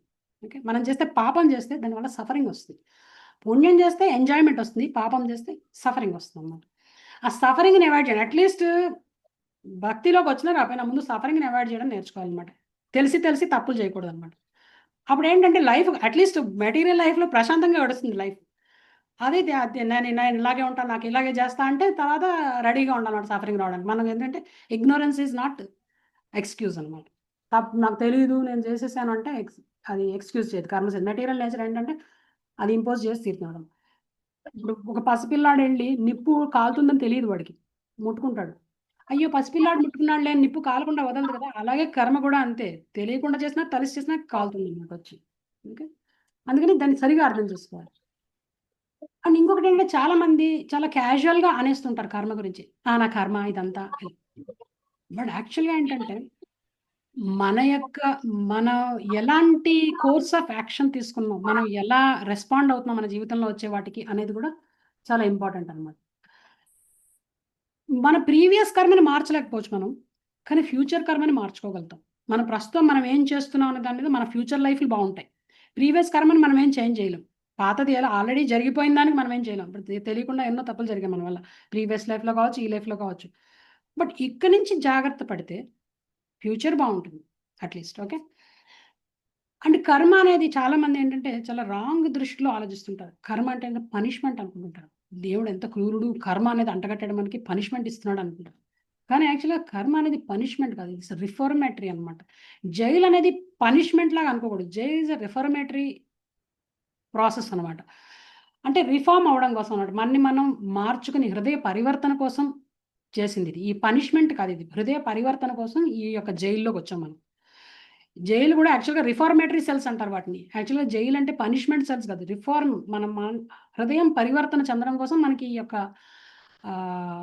కర్మ ఇలాంటివన్నీ యాడ్ అయ్యాయన్నమాట. అదర్‌వైజ్ ఏంటంటే మనం ఎంతసేపు ఆలోచించిన ఎంజాయ్‌మెంట్ ఇదే జీవితం అనుకుంటాం. కానీ యాక్చువల్‌గా నాలెడ్జ్ తెచ్చుకోవాలన్నమాట. ఎందుకు వచ్చాం ఇక్కడికి?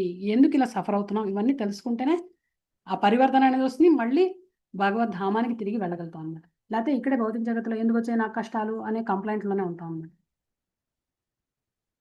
అంటే ఇంకా ఎగ్జాంపుల్ అంటే కర్మ అనేది మన యొక్క దృష్టిలో ఉంటుంది. మనం దాన్ని ఎలా చూస్తున్నాం?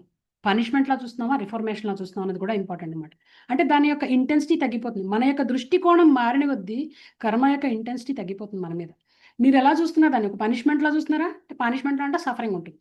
అదే మీరు నన్ను మార్చడానికే ఈ యొక్క సిట్యుయేషన్ వచ్చింది నా జీవితంలో అనుకుంటే గనక అది మనని ప్యూరిఫై చేసి వెళ్తుందన్నమాట.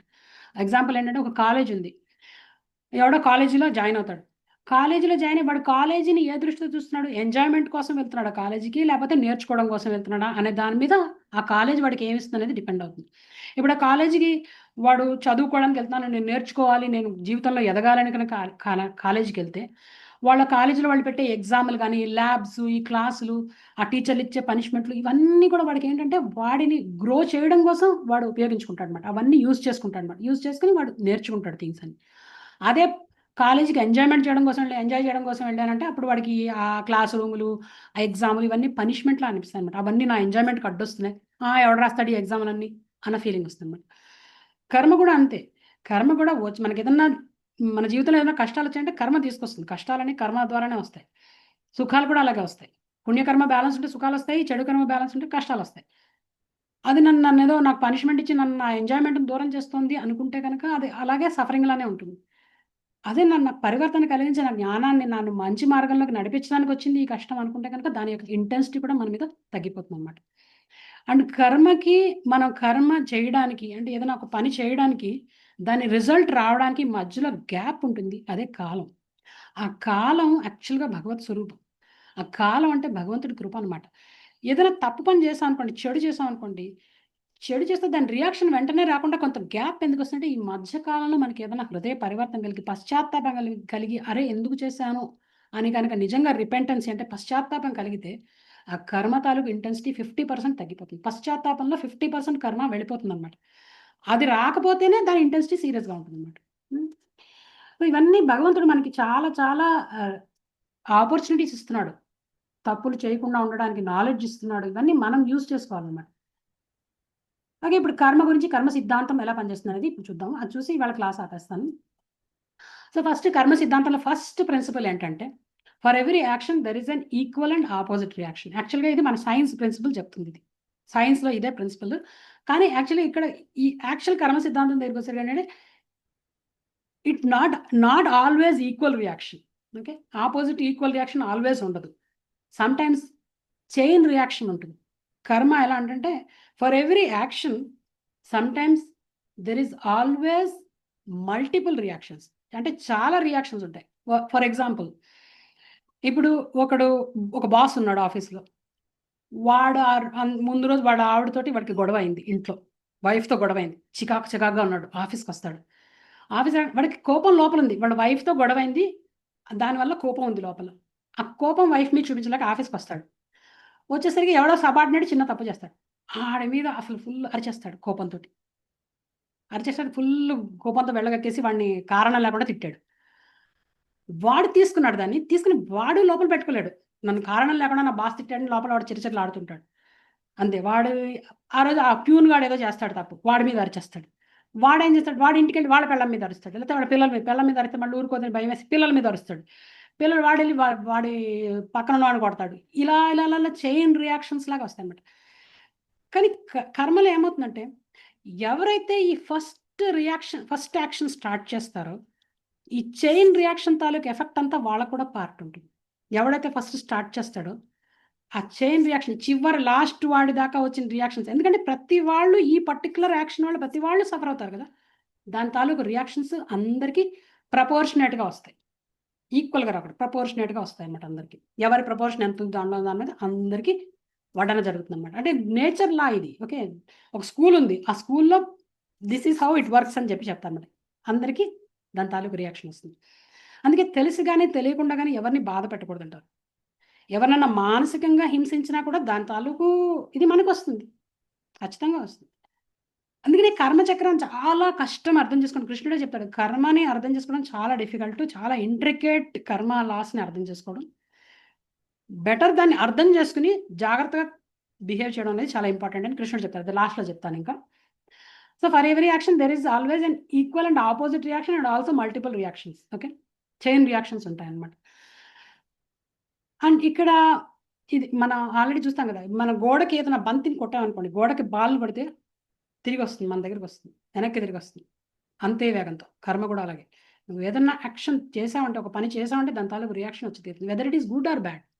గుడ్ అయితే పుణ్యం వస్తుంది. చెడైతే పాపం వస్తుంది.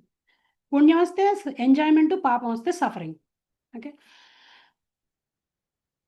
అండ్ ఇంకొక ఇంపార్టెంట్ ఆస్పెక్ట్ ఏంటంటే ఈ కర్మ దాంట్లో ఒక మంచి అంటే ఒక పుణ్యం చేసి 2 పాపాలు చేస్తే, ఈ పుణ్యం ఒక పాపం తీసేస్తే ఒక పాపం మిగిలింది. మైనస్ 2 ఒక పుణ్యం 2 పాపాలు బ్యాలెన్స్ చేస్తే ఒక పాపం. నో. అట్లా ఎప్పుడు జరగదు. అంటే ఈ పుణ్యం ఒక పాపం 2 నల్లిఫై అయిపోవు 2 కలిసి. ఇది కొట్టుకుపోయి ఇది నేను వాడేదో సినిమాలో చెప్తాడు కదా!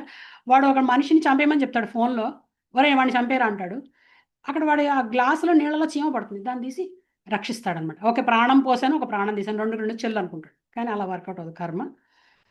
పాపం చేస్తే పాపం తాలూకు ఫలితం అనుభవించాలి. పుణ్యం చేస్తే పుణ్యం తాలూకు ఫలితం అనుభవించాలి. అంటే 2 they don't cancel each other అనమాట. ఒక పుణ్యం, ఒక పాపం క్యాన్సిల్ అయిపోవు. 2 సెపరేట్‌గా అనుభవించాల్సిందే. పుణ్యం బ్యాలెన్స్ సెపరేట్‌గా అనుభవించాలి. పాపం బ్యాలెన్స్ సెపరేట్‌గా అనుభవించాలి. ఓకే. 2 క్యాన్సిల్ అవ్వవు. అండ్ ఇంకొక ఇంపార్టెంట్ ఆస్పెక్ట్ ఏంటి, తెలిసి చేసినా, తెలియకుండా చేసినా తప్పు తప్పే. అంటే ignorance is not an excuse. నాకు తెలియలేదు తప్పు చేశాను అంటే, తెలియకుండా చేసినా తప్పు తప్పే. కర్మ అలా అవుతుంది. అందుకే చెప్పాను కదా! చిన్న పిల్లాడు ముట్టుకున్న మంట ఎందుకు కాలుతుంది అంటే, మంటకి పాపం చిన్న పిల్లాడని తెలియదు. అలాగే కర్మ కూడా అంతే.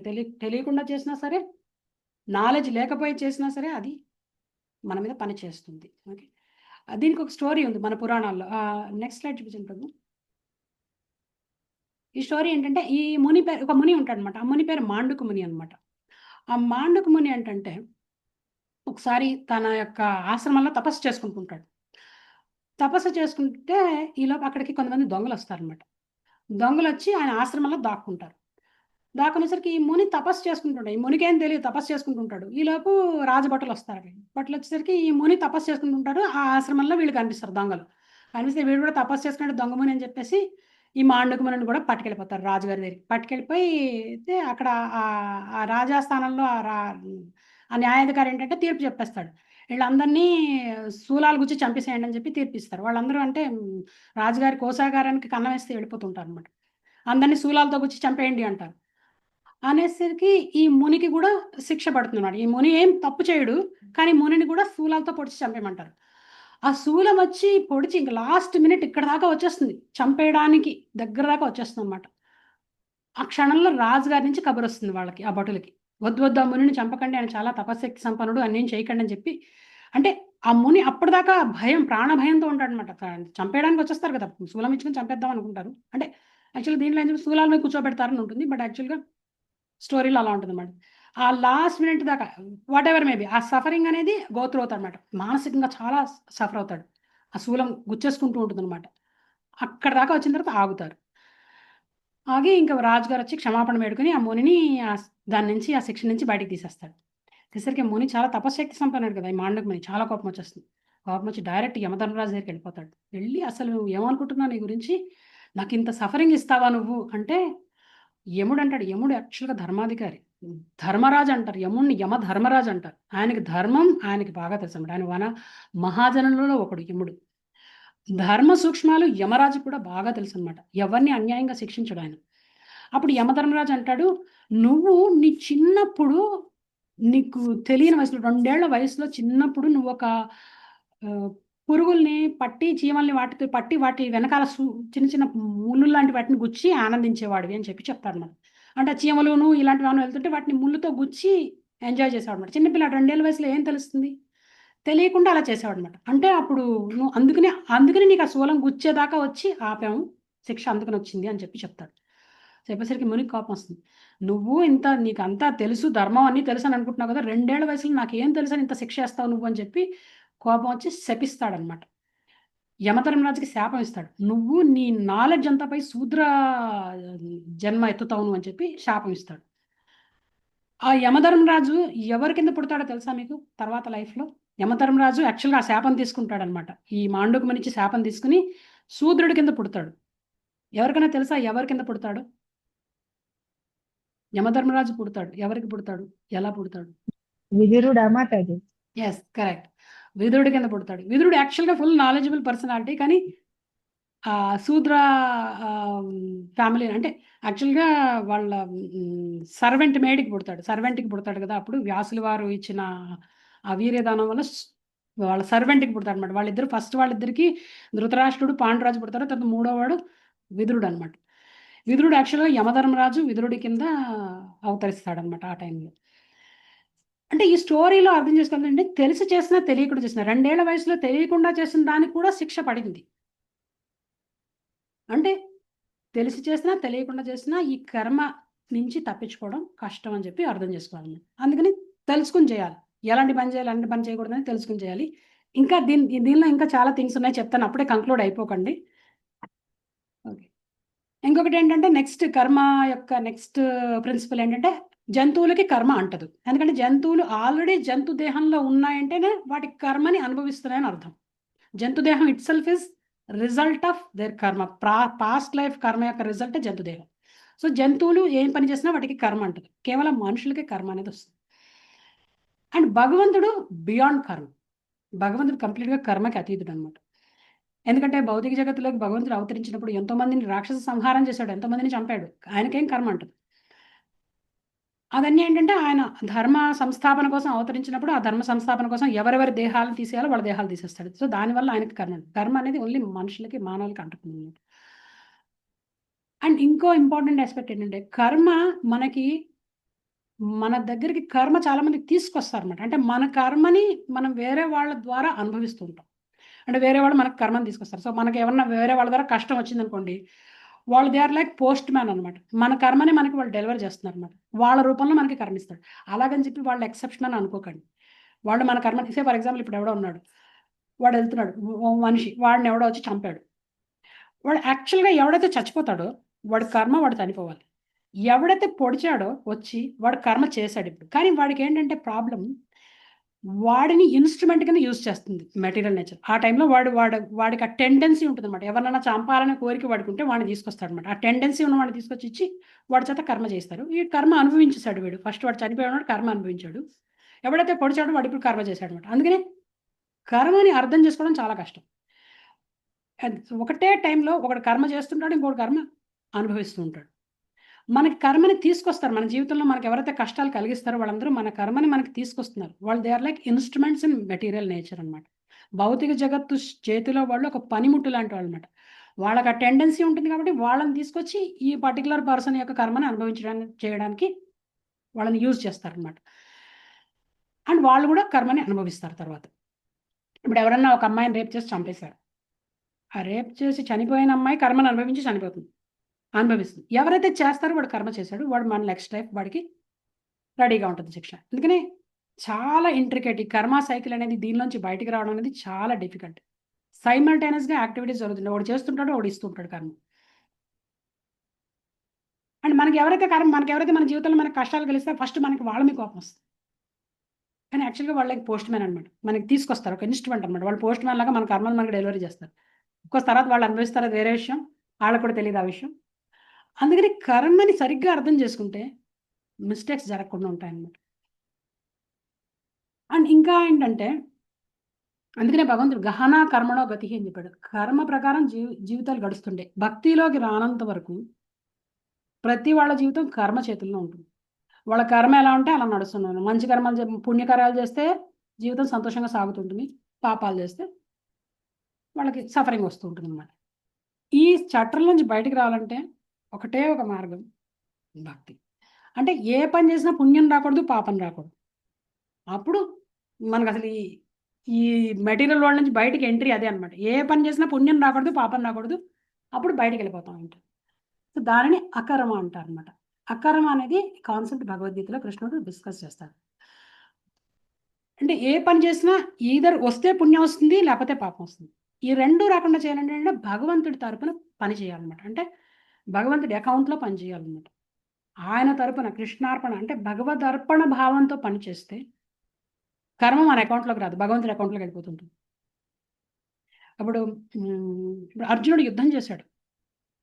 యుద్ధ రంగంలో ఎంతో మందిని చంపేశాడు. గురువుని చంపాడు. గురువుని చంపడం మహాపాపం. తాతని చంపాడు, ముత్తాతని, వాళ్ళని భీష్ముని చంపాడు, గురువుని, ద్రోణాచార్యుని, అందరినీ చంపేశాడు. మరి ఎందుకు కర్మ అంటలేదు అంటే అర్జునుడు భగవంతుడి అకౌంట్లో పనిచేశాడు. అర్జునుడు ఏం చేసినా నిమిత్త మాత్రంగా చేశాడు. అంతా వెనకనే అకౌంట్ ఎవరి అకౌంట్లోకి వెళ్తుంది? కృష్ణుడి అకౌంట్లోకి వెళ్తుంది. భగవంతుడు ఏం చేస్తాడు? మనకి ఏం మంచో అది మనకి ఇస్తాడు అనమాట. ఏ టైంకి ఇప్పుడు మనకి సఫరింగ్ మంచిదంటే సఫరింగ్ ఇస్తాడు, ఎంజాయ్మెంట్ మంచిదంటే ఎంజాయ్మెంట్ ఇస్తాడు. రెండు ఆయన అకౌంట్లో ఉంటాయి అనమాట. ఆయన దగ్గర పెట్టుకుంటాడు. ఏ పని చేసినా భగవదర్పణ భావంతో పనిచేస్తే మన అకౌంట్లోకి పుణ్యం రాదు, పాపం రాదు. మనం పుణ్యం కావాలని చేస్తాం. ఇది చేస్తే పుణ్యాన్ని మనం చేస్తాం. సో మన అకౌంట్లో వేస్తాడు పుణ్యం తీసుకొచ్చి. తెలియకుండా పాపం చేస్తాం, అది కూడా మన అకౌంట్లోనే పడుతుంది. ఈ 2 రావాలంటే భగవంతుడిని భక్తి చేస్తే కనుక, భక్తిలో ఏ పని చేసినా భగవంతుడు మన యొక్క అకౌంట్, కర్మ అకౌంట్ని ఆయన మెయింటైన్ చేస్తాడు. కార్మిక్ బ్యాంక్ అకౌంట్ని ఆయన మెయింటైన్ చేస్తాడు అనమాట. అప్పుడు ఏంటంటే మనకేం మంచో ఆయన చూస్తాడు. ఇది చేస్తే పాపం, ఇది చేస్తే పుణ్యం అని ఆలోచించక్కర్లేదు. జస్ట్ మనం తెలిసి పాపం చేయకుండా ఉంటే ఆటోమేటిక్గా భగవంతుడు మనల్ని ప్రొటెక్ట్ చేస్తుంటాడు అనమాట. సో ఇదే చాలా మందికి తెలియకుండా చాలా మంది అంటుంటారు కదా, ధర్మాన్ని కాపాడండి, ధర్మం మిమ్మల్ని కాపాడుతుంది అని అంటారు కదా. యాక్చువల్గా ఇదే ధర్మబద్ధంగా జీవితం గడిపితే ఆటోమేటిక్గా ఆ ధర్మం మనల్ని రక్షిస్తూ ఉంటుంది. ఆ ధర్మం ఏదో కాదు, ధర్మం సాక్షాత్ భగవత్ ప్రణీతం. భగవంతుడు ధర్మం అనేది భగవంతుడు ఏర్పాటు చేసిన పద్ధతి. మనం భౌతిక ప్రపంచంలో ఎలా జీవించాలని ధర్మం ప్రకారం అంటే ధర్మం భగవంతుడు ఇచ్చిన రూల్స్ అనమాట. దాని ప్రకారం నడిస్తే కర్మ గురించి భయపడాల్సిన అవసరమే లేదు అసలు. ఇది చేస్తే మంచా, ఇది చేస్తే చెడా అని అసలు ఆలోచించాల్సిన అవసరమే లేదన్నమాట. అండ్ ఈ భగవద్గీత సబ్జెక్ట్ మ్యాటర్స్లో, ఈ 5 సబ్జెక్ట్ మ్యాటర్స్లో ఈ కర్మ అనేది ఒక్కటే మన చేతుల్లో ఉంది. మిగతా 4 ఈశ్వర, జీవ, ప్రకృతి, కాల ఇవి మన చేతుల్లో లేవు. అవన్నీ శాశ్వతంగా ఎప్పుడూ ఉంటాయి. ఈ కర్మ ఒకటే ఎండ్ చేయొచ్చు అనమాట. ఈ కర్మ సైకిల్ని ఎండ్ చేయడం మన చేతుల్లో ఉంది. ఎలాంటి యాక్షన్స్ చేయాలి, ఎలాంటి పని చేయాలి, ఎలాంటి పని చేయకూడదు, ఏ పని చేయాలి, ఏం చేయకూడదు అనేది మన చేతుల్లో ఉంది. ఇది ఒక్కటే మనం మార్చగలం. మిగతా 4 మన చేతుల్లో లేవు. టైం మన చేతుల్లో లేదు. ఓకే. అండ్ ఇంకొక ఆస్పెక్ట్ ఏంటంటే ప్రారబ్ధ కర్మ అంటారు కదా. ఈ ప్రారబ్ధ కర్మ అంటే ఏంటో చెప్పేసి ఆపేస్తాను. ప్రారబ్ధం అంటే ఏంటంటే మనకు ఆల్రెడీ మనం లాస్ట్ లైఫ్లో మనం ఎన్నో లైఫ్ టైమ్స్ నుంచి ఎన్నో పాపాలు చేస్తూ, ఎన్నో పుణ్యాలు చేస్తూ వస్తున్నాం. అది అంతా కలిపి ఒక పర్టికులర్ అకౌంట్లో వేస్తాడనమాట. దాని సంచితం ఉంటుంది, దాంట్లో ఉంటుంది. అందులోంచి కొంత బ్యాలెన్స్ తీసి ఈ పర్టికులర్ లైఫ్ టైంకి అలాట్ చేస్తాడనమాట. దాన్ని ప్రారబ్ధం అంటారు. నా ప్రారబ్ధం అంటారు కదా, ప్రారబ్ధ కర్మ అంటే అదనమాట. ఈ పర్టికులర్ లైఫ్ టైంకి ఏదైతే అలొకేట్ చేసిన బ్యాలెన్స్ ఉంటుందో, పాప పుణ్యాల బ్యాలెన్స్ ఉంటుందో దాన్ని ప్రారబ్ధం అంటారు అనమాట. ఆ ప్రారబ్ధంలో ఏముంటుందంటే మనకి ఎలాంటి బాడీ వస్తుంది, ఎలాంటి మైండ్ సెట్ ఉంటుంది, మనకి ఎలాంటి ఫెసిలిటీస్ ఉంటాయి, ఎలాంటి రిలేషన్షిప్స్ వస్తాయి మనకి, అంటే ఎలాంటి వైఫ్ వస్తుంది, అయితే ఎలాంటి హస్బెండ్, ఎలాంటి పిల్లలు వస్తారు, ఎలాంటి లైఫ్ స్టైల్ ఉంటుంది, ఎంత సక్సెస్ ఉంటుంది, ఎంత ఫెయిల్యూర్ ఉంటుంది మనకి, ఇవన్నీ కూడా ఆ ప్రారంభంలో ఉంటాయి అన్నమాట. అంటే ఎవ్రీథింగ్ ఈజ్ ఫిక్స్డ్. ఆల్రెడీ అంతా ఫిక్స్ అయిపోయి ఉంటుంది అందులో. మీరు ఎంత కష్టపడండి, మీకు ఏం రావాలో అదే వస్తుంది. అసలు ఏం కష్టపడకుండా కూర్చోండి, అదే వస్తుంది. కానీ యాక్చువల్గా ట్రిక్ ఏంటంటే అంతా ప్రారంభంలో ఉంటుంది, మనం ఏం చేసినా చెప్పినా అదే వస్తుందని చెప్తున్నాం. కానీ యాక్చువల్లీ ఇక్కడ ఏంటంటే మన యొక్క కాన్షియస్నెస్ మ్యాటర్స్ అన్నమాట. మనం ఏ విధమైన మూడ్ తోటి పని చేస్తున్నాం ఈ భౌతిక ప్రపంచంలో అనేది మ్యాటర్ అన్నమాట.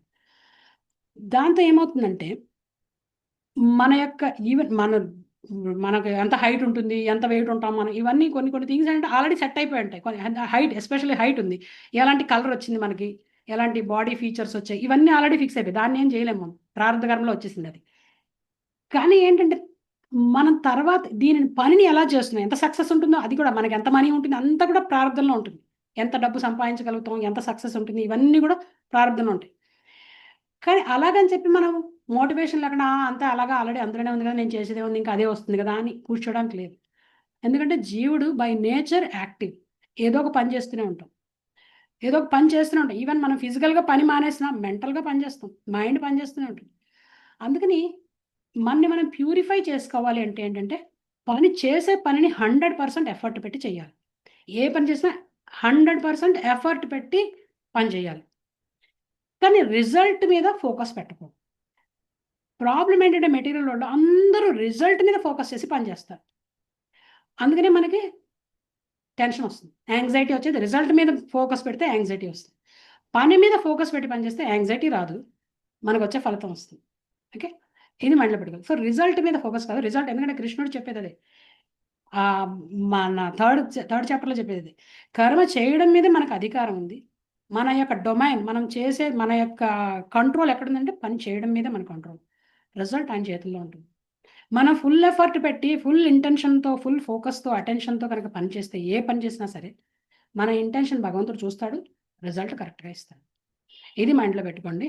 కర్మ అనేది పనిష్మెంట్ కాదు, కర్మ అనేది మన హృదయాన్ని మార్చడం కోసం పెట్టిన ఒక నెట్వర్క్ అనమాట, ఒక రకమైన సిస్టమ్ అనమాట. హృదయ పరివర్తన కోసం ఈ కర్మ అనే కాన్సెప్ట్ ఉంది. దీన్ని పనిష్మెంట్ లాగా అనుకోకండి. ఏమొచ్చినా సరే, ఈవెన్ కష్టాలు వచ్చినా సరే, ఏమొచ్చినా సరే అన్నీ టెంపరరీ. కర్మ కూడా టెంపరరీ. అందుకని కర్మ టెంపరరీ కర్మ. మనం దీనిలోంచి బయటకి ఈజీగా రావచ్చు. దీనిలోంచి బయటకు రావడానికి భగవంతుడిని పట్టుకోవడమే మార్గం అని చెప్పి భగవంతుడు చెప్తున్నాడు.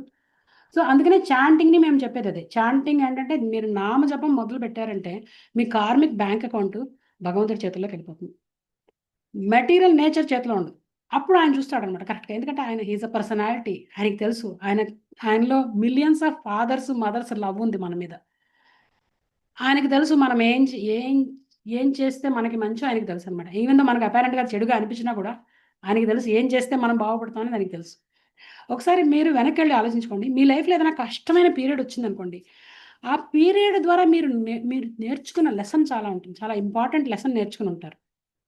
అది మీకు జీవితంలో యాక్చువల్‌గా మీకు ముందుకెళ్ళడానికి అదే హెల్ప్ చేస్తుంటుంది.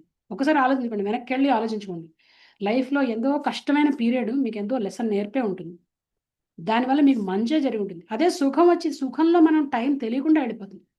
కష్టంలో టైం వాల్యూ తెలుస్తుంది. కష్టంలో యాక్చువల్‌గా జీవితం విలువ తెలుస్తుంది మనకి. Okay. See life from this angle మీ ఎంటైర్ లైఫే మారిపోతుంది. కర్మ గురించి సరిగా అర్థం చేసుకున్నారంటే. ఓకే. హరే కృష్ణ. ఇవాళ క్లాస్ ఇంతే. సారీ లిటిల్ బిట్ టైం ఎక్కువైంది. హరే కృష్ణ అందరికి. క్వెషన్స్ ఉంటే అడగండి. I will be here.